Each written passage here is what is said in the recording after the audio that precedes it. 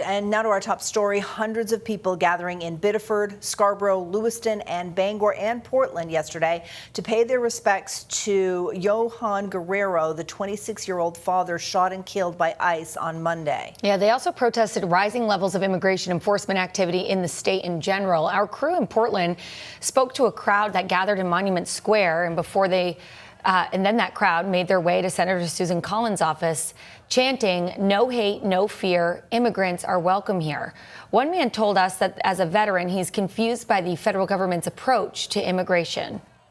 It's unbelievably stupid because we have people in our military who are related to illegal immigrants, who are illegal immigrants themselves, and we're actively fighting like these are people who are in our military, and we're actively trying to send them away. It doesn't make a lot of sense to me. It doesn't feel good to be a part of a country that you aren't surprised when these things happen. Maine Senator Angus King's office confirmed that Guerrero was legally authorized to work in the United States and was not the intended target of the immigration operation. The agent involved in the shooting has been placed on leave. All right, we're going to head out to Biddeford now. Yeah, our Katie Delaney is there this morning with a look at what's developed in the case over the last 24 hours. Good morning, Katie. Good morning, Sharon and Hannah. Investigators are still working to determine what exactly led up to the shooting and killing of Guerrero while he was driving in Biddeford on Monday. The Maine Attorney General's office and the Department of Homeland Security's Office of the Inspector General are both independently investigating the shooting. In an email, the Maine Attorney General's office says it is working cooperatively with federal partners, adding, quote, "We will strive for meaningful transparency and accountability. Our primary focus in this moment is on a complete, thorough investigation," end quote. And on Tuesday afternoon, all 4 members of Maine's congressional delegation sent a letter to the Department of Homeland Security Inspector General calling for a comprehensive, transparent, and expedited investigation. In a statement, Senator Susan Collins highlighting her efforts to hold ICE agents more accountable following the deadly shooting. She says she urged DHS Secretary Markwayne Mullin to stop ICE vehicle stops. DHS is now halting most of those, according to Collins.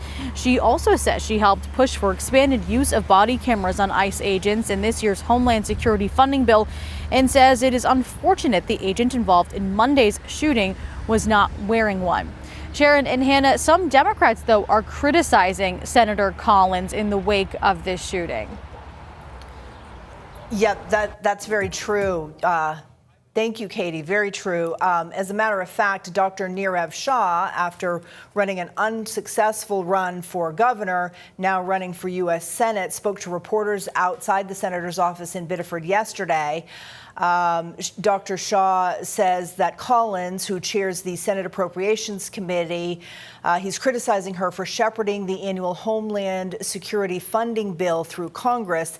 He also pointed blame at her for supporting a second bill that funds ICE and Customs and Border Protection with another $70 billion through the end of President Trump's term in 2029.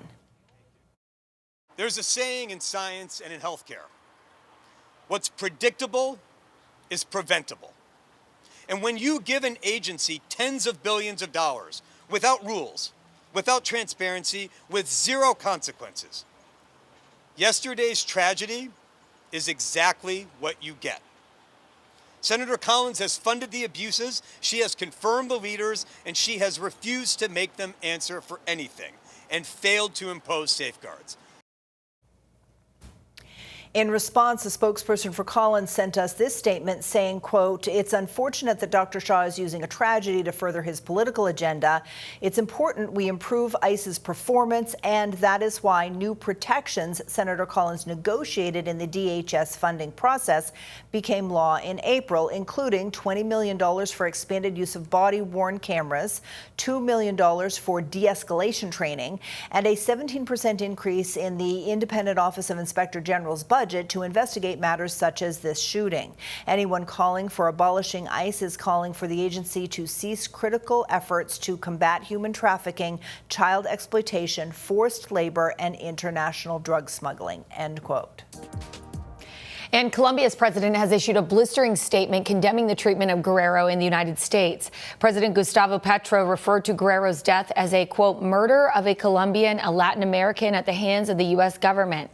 President Petro said he expects the Colombian Foreign Service in the United States to take swift legal and humanitarian action to ensure that those responsible are held accountable. He also said he expects a message from President Trump regarding the incident.